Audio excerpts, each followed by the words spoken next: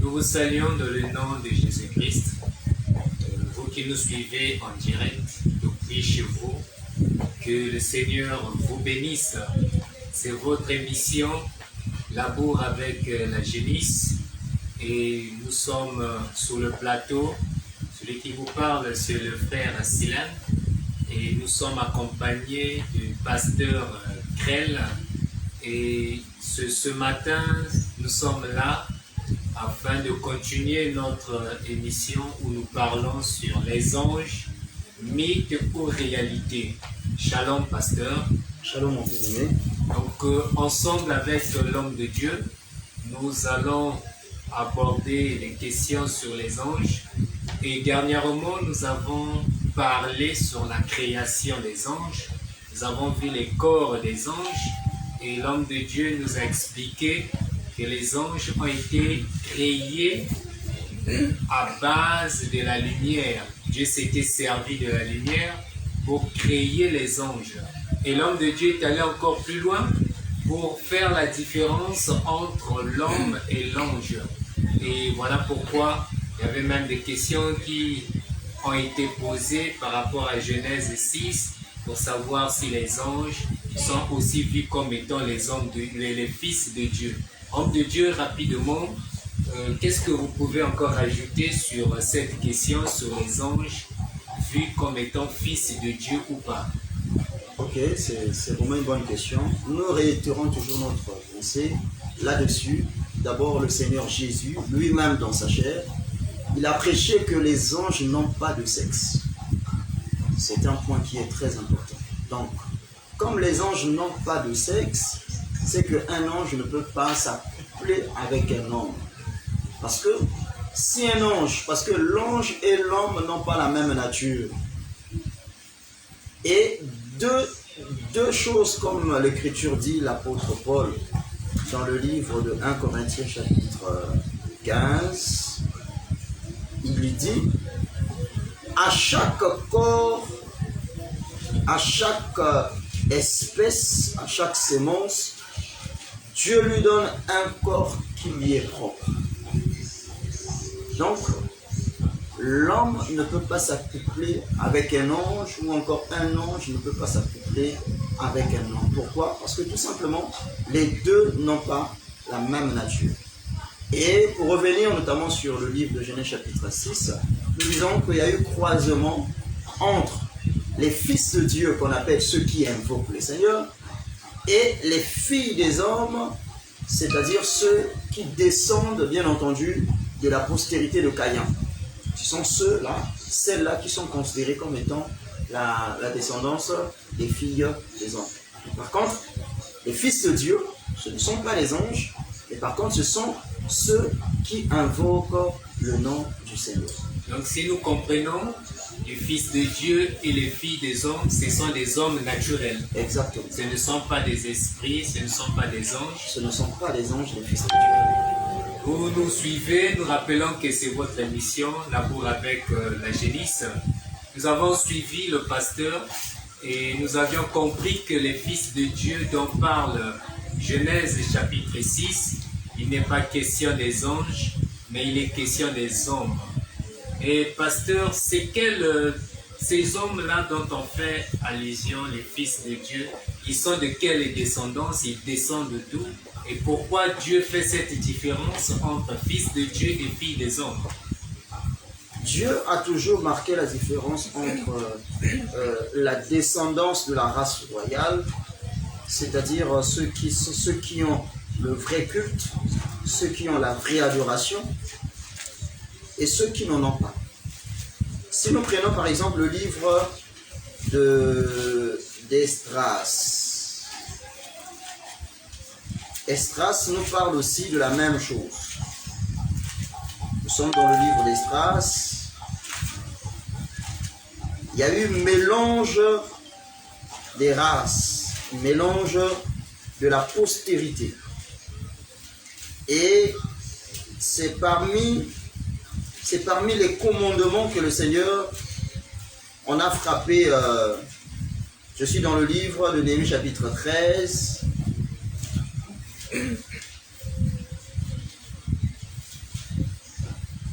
13, verset 23. Néhémie chapitre 13, le verset 23, nous lisons la parole du Seigneur.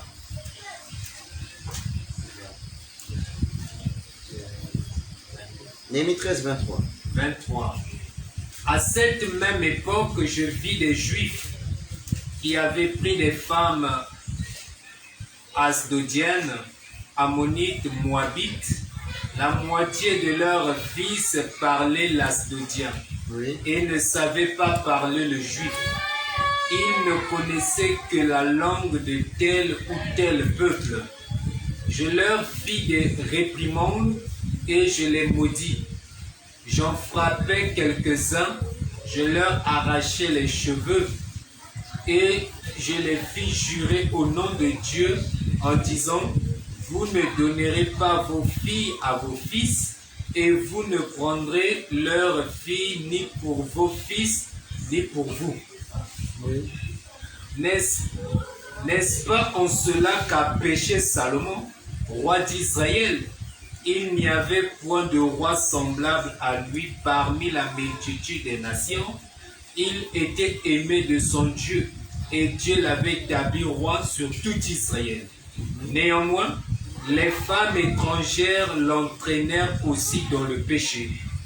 Faut-il donc apprendre à votre sujet que vous commettez un aussi grand crime et que vous péchez contre notre Dieu en prenant des femmes étrangères? Un des fils de Jojada. Déjà, selon cette écriture, nous voyons comment le Seigneur marque la différence entre le peuple d'Israël, c'est-à-dire ce peuple qui a reçu la loi de Dieu, et d'autre part, les filles ou encore les femmes des nations. Et parmi ces femmes, l'Écriture dit à partir du verset 23, il y avait des femmes qu'on appelle, qui appartenaient à l'Astonienne, les Astoniennes, il y avait des Ammonites et des Moabites. Parce que ces trois nations ne font pas partie de la nation d'Israël. Comme les coutumes de la nation d'Israël, elle est différente de celle des étrangers. Et du coup, le Seigneur cherche toujours à préserver sa nation, à préserver aussi le culte qu'il a donné, bien entendu, à cette nation qui est le peuple d'Israël. C'est par là qu'il évoque un seul péché qu'a connu Salomon. Salomon n'a connu qu'un seul péché.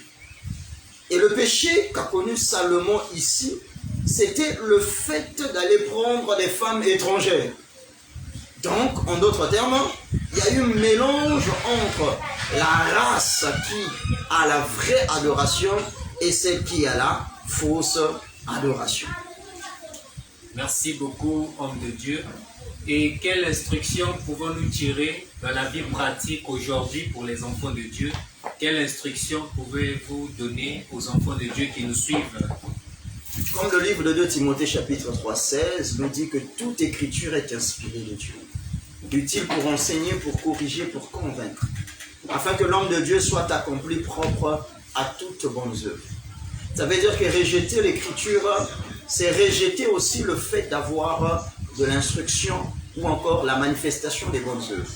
C'est par là nous disons ceci. Selon l'enseignement que le Seigneur a donné, celui qui a reçu la parole du Seigneur, en d'autres termes, elle n'est plus une personne animale. Pourquoi? Parce que cette personne a reçu la parole de Dieu. Maintenant, quiconque qui n'a pas reçu la parole du Seigneur, automatiquement, celui-ci est considéré comme étant un homme animal. Donc, sur la terre, nous avions des hommes et nous avions des animaux. L'animal, ce n'est pas par rapport au physique, non. C'est tout simplement parce qu'il n'a pas Dieu. Et lorsque nous parlons de Dieu, Dieu c'est la parole. Dieu c'est l'enseignement. C'est par là nous disons ceci. Un enfant de Dieu ne peut pas épouser une fille moabite, c'est-à-dire une femme étrangère, c'est-à-dire celle qui n'a pas l'enseignement des apôtres. Merci beaucoup, homme de Dieu. Nous rappelons que vous pouvez poser vos questions, vous pouvez laisser un commentaire. Vous qui nous suivez en direct, c'est votre émission Labour avec Magénis. Et nous voulons poursuivre, homme de Dieu. Et aujourd'hui, nous allons aborder le sous-thème sur le rang et la fonction des anges. Et qu'est-ce que nous pouvons déjà comprendre par le rang des anges ainsi que leur fonction? Alors, par là nous disons ceci. Tous les anges n'ont pas les mêmes rôles, tous les anges n'ont pas les mêmes fonctions. Il y a ce qu'on appelle par les catégories des anges. Donc, à travers les rangs et les fonctions des anges, c'est pour tout simplement nous montrer que tous les anges n'ont pas le même rôle, tous les anges n'ont pas la même fonction. Et que tous les anges sont gérés par Dieu. Et maintenant, comment pouvons-nous comprendre ces différentes rôles, ces différentes fonctions que les anges assurent? Est-ce que vous dites que tous les anges n'ont pas la même fonction, n'ont pas le même rang? Nous allons commencer par les rangs. Quels sont ces différents rangs que les anges ont? D'abord, selon les Écritures, parce qu'il est important de répondre à cette question selon les Écritures, si nous prenons le livre des Hébreux chapitre 12, nous lirons à partir du verset 21 jusqu'au verset 23. Hébreux chapitre 12, verset 21. Nous lisons. Et ce spectacle était si terrible que Moïse dit: je suis épouvanté et tout tremblant. Oui. Mais vous vous êtes approchés de la montagne de Sion, Oui. de la cité du Dieu vivant. Tu peux d'abord t'arrêter là. On dit que nous nous sommes approchés de la montagne de Sion. Donc il y a ceux qui s'approchent d'une montagne qui existe déjà. Et cette montagne est appelée la montagne de Sion. Oui, continue. La Jérusalem céleste. Donc, cette montagne de Sion est appelée la cité du Dieu vivant. Oui. Oui. Troisièmement, La Jérusalem céleste. la Jérusalem céleste. Donc, la montagne de Sion est appelée la cité du Dieu vivant. La Jérusalem céleste, oui, continue. Des myriades qui forment le cœur des anges. Voilà. Donc, cette cité, cette montagne de Sion, c'est ce que l'Écriture appelle ici des myriades qui forment le cœur des anges. Donc, en réalité, les myriades, c'est ce qu'on appelle par les anges. Donc, lorsque nous parlons de la montagne de Sion, en réalité, nous sommes en présence de l'armée des cieux, c'est-à-dire les anges. Oui, continue le verset 23. De l'assemblée des premiers-nés. Vous voyez, on appelle cette montagne de Sion comme étant l'assemblée des premiers-nés. Mais cette assemblée des premiers-nés n'est pas inscrite sur la terre. Oui. Cette assemblée des premiers-nés est inscrite où? Dans les cieux. Donc c'est par là nous comprenons, en d'autres termes, la montagne de Sion, c'est l'assemblée des premiers-nés inscrits dans les cieux. Que le Seigneur vous bénisse les choses. Amen. Ce qui a été, c'est ce qui sera. Dieu ne fait que ramener ce qui est passé. C'est par là pour comprendre l'assemblée des premiers-nés, selon les Écritures. Si nous allons dans le livre de Nombre chapitre 3, nous allons comprendre ce que la Bible appelle par l'assemblée des premiers-nés. Nombre chapitre 3. Nombre chapitre 3. Nous lirons à partir du verset 10. Nombre chapitre 3, verset 10, il est écrit: tu établiras Aaron et ses fils pour qu'ils observent les fonctions de leur sacerdoce. Oui. et l'étranger qui approchera sera puni de mort. L'Éternel parla à Moïse et dit, voici, j'ai pris les Lévites du milieu des enfants d'Israël à la place de tous les premiers-nés. Les premiers-nés des enfants d'Israël et les Lévites m'appartiendront. Car tout premier-né m'appartient le jour où j'ai frappé tous les premiers-nés dans le pays d'Égypte. Je me suis consacré tous les premiers-nés en Israël, tant des hommes que des animaux. Voilà. Donc selon cette écriture, le Seigneur dit, j'ai pris les Lévites du milieu des enfants d'Israël à la place de tous les premiers-nés. Des premiers-nés des enfants d'Israël et les Lévites m'appartiendront. Donc selon cette écriture, le Seigneur appelle les Lévites comme étant l'assemblée des premiers-nés. Selon cette écriture. Alors si nous posons la question, qu'est-ce que la Bible entend par Lévites, les Lévites? D'abord, Lévi, c'est le troisième fils de Jacob, juste après Siméon, parce que le premier c'est Ruben, le deuxième c'est Siméon, et le troisième c'est Lévi, selon l'écriture de Genèse chapitre 29. Et Lévi, à son tour, a donné naissance à 3 fils. Je suis dans le livre d'Exode chapitre... Je prends le livre d'Exode. Exode, oui. Exode chapitre 6. Oui.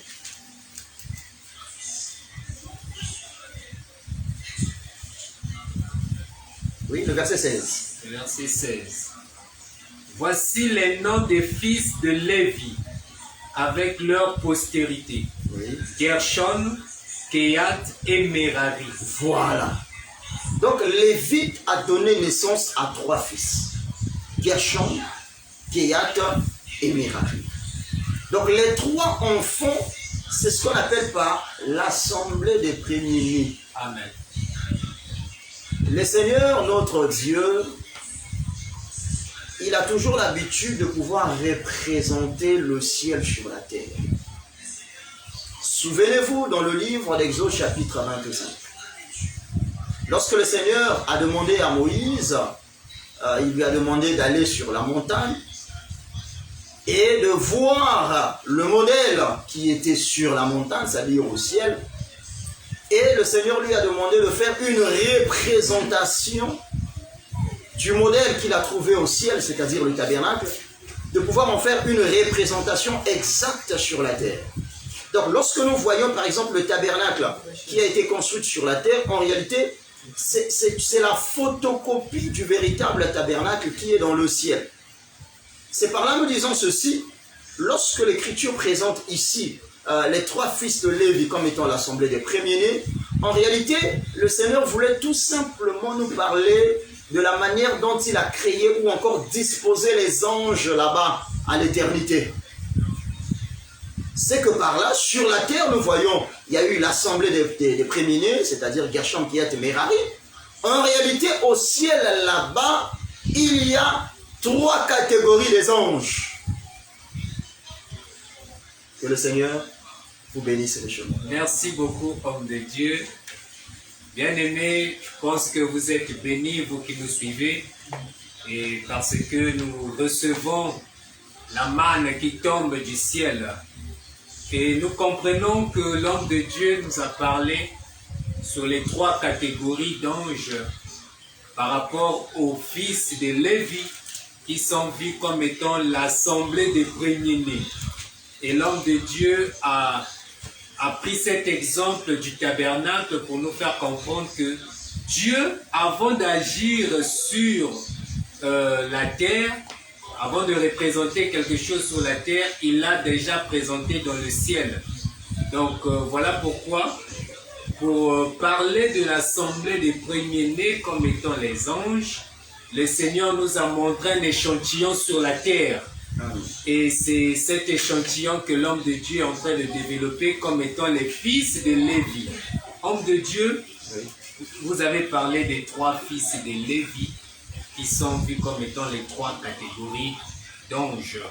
Et est-ce que aujourd'hui aussi, au ciel là-bas, nous retrouverons, si Dieu peut nous faire grâce, nous pouvons retrouver ces trois catégories. Ces anges sont répartis en trois groupes. C'est ce que vous cherchez à nous faire comprendre. Exactement. D'abord, si vous prenez le livre d'Apocalypse chapitre 12, Apocalypse chapitre 12, nous prenons le verset 4. Le verset 4, nous lisons. Oui. Sa queue entraînait le tiers des étoiles du ciel et les jetait sur la terre. Voilà. Donc ici, on nous présente deux signes. Le premier signe, c'est celui d'une femme. Le second signe, c'est un grand dragon rouge de feu. Et ce dragon avait 7 têtes et 10 cornes. Et sur ces têtes, 7 diadèmes. Et ce dragon avait une queue. Et cette queue-là a entraîné le tiers des étoiles du ciel. Lorsque la Bible parle des étoiles du ciel, c'est juste allégorique. Les étoiles dont il est question ici, ce ne sont pas les étoiles que nous voyons lorsqu'il fait nuit. Non. Parce que le Seigneur, même dans le livre d'Apocalypse chapitre 1er, Apocalypse chapitre 2, le Seigneur explique l'étoile comme les anges, l'étoile comme l'ange. En d'autres termes ici, il y a ça, le Seigneur nous fera grâce. On parlera de la manière dont le Seigneur a chassé le diable à l'éternité. Parce qu'on doit aussi comprendre, parmi les 3 catégories, quelles sont les catégories qui sont restées et quelle est celle qui est partie avec le diable. Mais déjà en passant, j'aimerais tout simplement vous dire ici, le dragon a entraîné un tiers des étoiles. Donc si le dragon a pu entraîner un tiers des étoiles, ça veut dire que le dragon n'a pas pu entraîner 2 tiers. C'est que les 2 tiers sont restés, un tiers a été entraîné par la queue. Déjà selon l'écriture Apocalypse chapitre 12, ici on explique au verset 9, le grand dragon, le serpent ancien appelé le diable et Satan. Donc ici, ce n'est pas un dragon physique, non. C'est le Seigneur, on a parlé d'une manière d'une manière parabolique. C'est par là nous comprenons tout simplement qu'en réalité, actuellement, pour répondre à ta question, actuellement, il existe 2 tiers des anges avec l'Éternel, le Dieu d'Israël. Mais avant, quand Dieu a commencé à créer, quand Dieu a créé les anges, le Seigneur en a créé 3 catégories. C'est-à-dire, il y a des anges qu'on appelle les Mérarites, les Gershonites et les Kéatites. Amen. Vraiment, soyez dans la joie, vous qui nous suivez. Et nous avions compris qu'il y a des anges qui s'appellent des Mérarites, des Kéatites et des Gershonites. Vraiment, c'est une bénédiction d'avoir toutes ces choses dans nos carrefours. Homme de Dieu, nous allons parler vous nous aviez déjà montré ou dessiné le squelette des rangs des anges, pour parler des 3 catégories. Et nous allons parler de leur fonction. Quelle est la fonction de ces différentes catégories? Et tous ont-ils la même fonction? Ou y a-t-il aussi, pour compléter ma question, pour montrer, est-ce que parmi ces 3 catégories, y a-t-il des catégories qui sont supérieures à d'autres? Ok, c'est une très bonne question. Mais toute question, sa réponse, le Seigneur l'a déjà donnée dans les Écritures. Amen. Si nous allons dans le livre de Nombre, parce que Moïse a parlé de la création des anges et même de leur fonction. nous n'avons qu'un seul champ où nous partons glaner. Je suis dans le livre de Nombre chapitre 7, le verset 7. Nombre chapitre 7, le verset 7. Oui, Nombre 7, 7. Nous lisons jusqu'au verset 9. Jusqu'au verset 9. Oui. Il donna 2 chars et 4 bœufs aux fils de Gershon, selon leur fonction. Il donna 4 chars et 8 bœufs aux fils de Merari, oui, selon leur fonction, sous la conduite d'Itamar, fils du sacrificateur Aaron. Oui. Mais il n'en donna point aux fils de Kehat, oui, parce que selon leur fonction, ils devaient porter les choses saintes sur les épaules. Amen. Amen. Déjà, le Seigneur a donné déjà une certaine classification. C'est que par là, selon cette écriture, nous comprenons la fonction qui a été donnée aux fils de Merari. D'abord, les fils de Merari ont une portion double. C'est que la première, ou encore le premier, la première catégorie, si on peut le dire ainsi, c'est d'abord les fils de Merari. C'est Merari qui est considéré comme étant le premier. Pourquoi? Parce qu'il a une fonction double. Souvenez-vous dans le livre d'Exode, Moïse a toujours enseigné. La première femme qui a été aimée, même si le mari a pris une seconde femme, comme cette femme est la première, son premier fils, c'est celui-là à qui on doit reconnaître le droit de porter le droit d'aînesse. Et c'est ce premier fils qui doit avoir une portion double. On donne toujours la portion double au premier-né. Voilà pourquoi nous disons ceci, que si ici, on donne 4 chars et 8 bœufs à Merari, mais par contre, on donne à Gershon 2 et 4 bœufs, ça veut dire que Merari a le double par rapport à Gershon. Et celui qui n'a rien, c'est Kehat. C'est que par là, nous comprenons, après Merari, il y a Gershon. Après Gershon, il y a Kehat. C'est que déjà, pour dessiner déjà le tableau, nous disons tout simplement que la première catégorie des anges, ce sont des anges qu'on appelle les Merarites. Et la deuxième catégorie des anges, ce sont celles qu'on appelle les Gershonites. La troisième catégorie, les Kéatites, ils n'ont pas de char ni de bœuf. Ce ne sont pas tous les anges qui ont le même pouvoir. Non. Les Kéatites, ce sont ceux à qui on leur a donné qu'une seule chose. Ils doivent tout porter via leurs épaules. C'est qu'ils n'ont pas droit. Ils n'ont pas droit au char, ils n'ont pas droit au bœuf. Et nous le savons que toute écriture est inspirée de Dieu. Amen. Utile pour enseigner, pour corriger. Amen. Et nous voyons que Kehat a été privé des chars et de bœufs. Nous allons nous poser la question de pourquoi Kehat fut privé des chars et de bœufs. Certainement, on va y revenir. Exactement. Et donc, je pense que gardez votre mal en patience parce que vous aurez la lumière sur ces choses. Nous allons avancer sur la fonction. Nous voyons déjà ici, dans le livre de Nombre chapitre 7, Dieu en train d'établir déjà, en train de parler des fonctions de chaque fils. Merari, Gershon et Kehat. Maintenant, nous voulons comprendre précisément leur fonction servait à faire quoi, homme de Dieu. Ok. Dans les Écritures, le Seigneur avait donné la responsabilité aux fils de Lévite, c'est-à-dire les 3 fils, de pouvoir travailler avec lui, être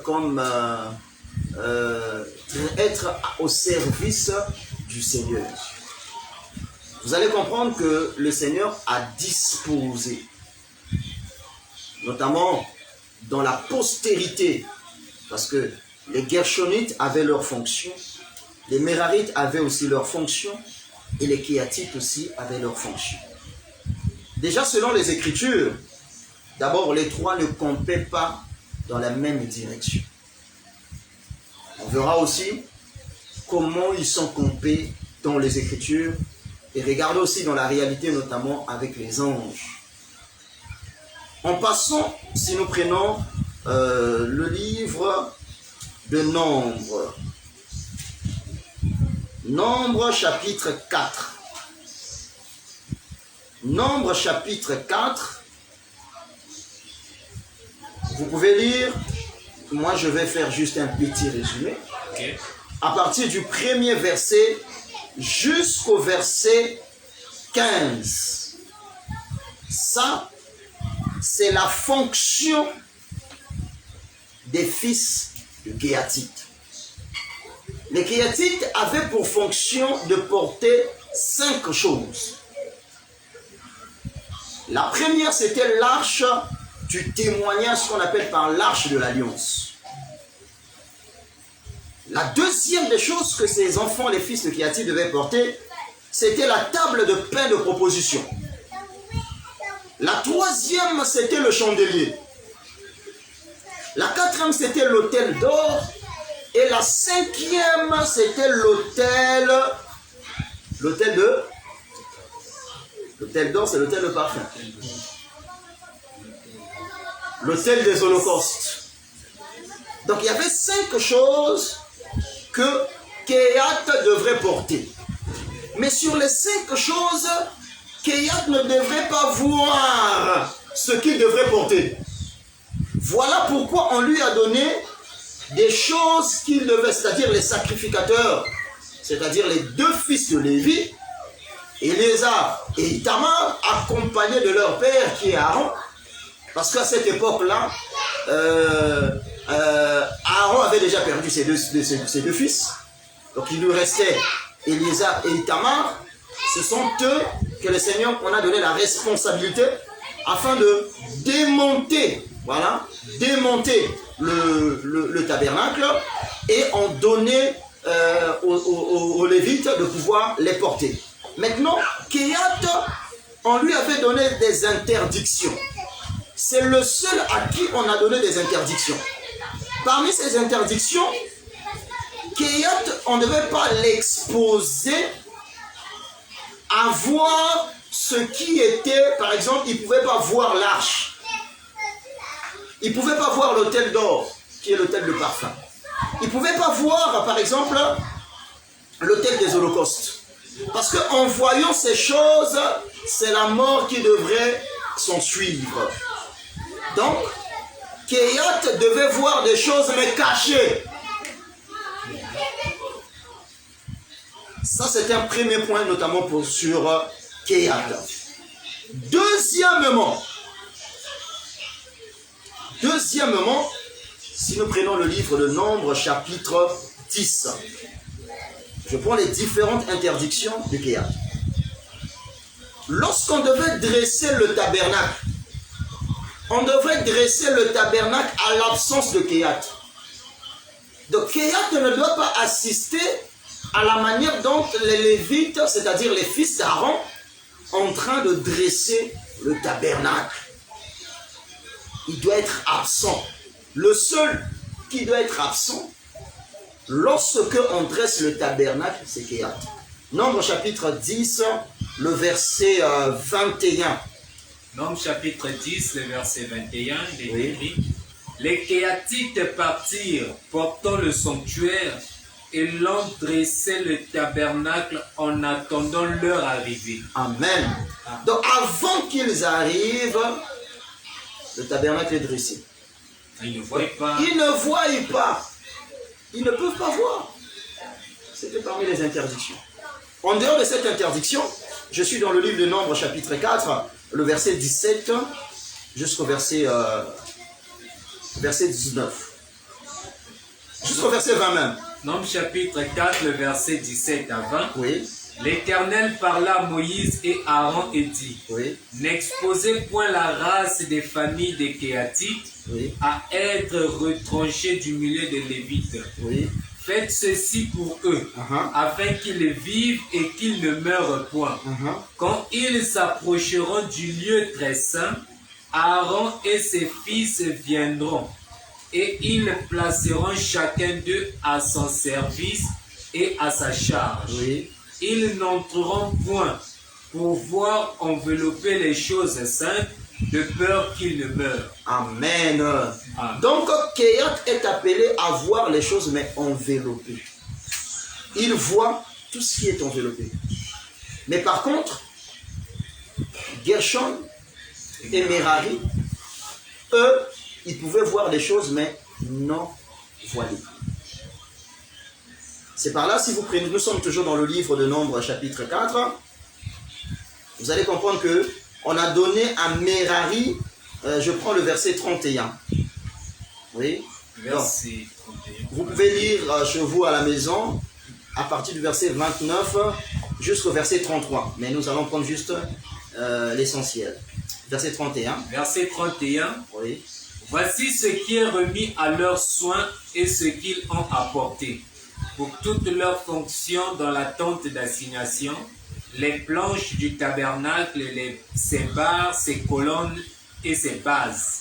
Oui. Les colonnes du parvis formant l'enceinte, leurs bases, leurs pieux, leurs cordages et tous les ustensiles qui en dépendent, et tout ce qui est destiné à leur service, vous désignerez par leur nom les objets qui sont remis à leurs soins et qu'ils ont apportés. Ah, ok.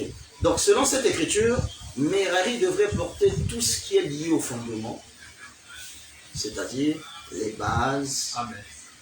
les colonnes et les barres, même les planches. Mais par contre, Gershon, oui, toujours Nombre chapitre 4, nous prenons le verset 25, verset 24. Prenons le verset 24, Nombre Oui. chapitre 4. Oui, Voici les fonctions des familles de Gershonites, le service qu'ils devront faire et ce qu'ils devront porter.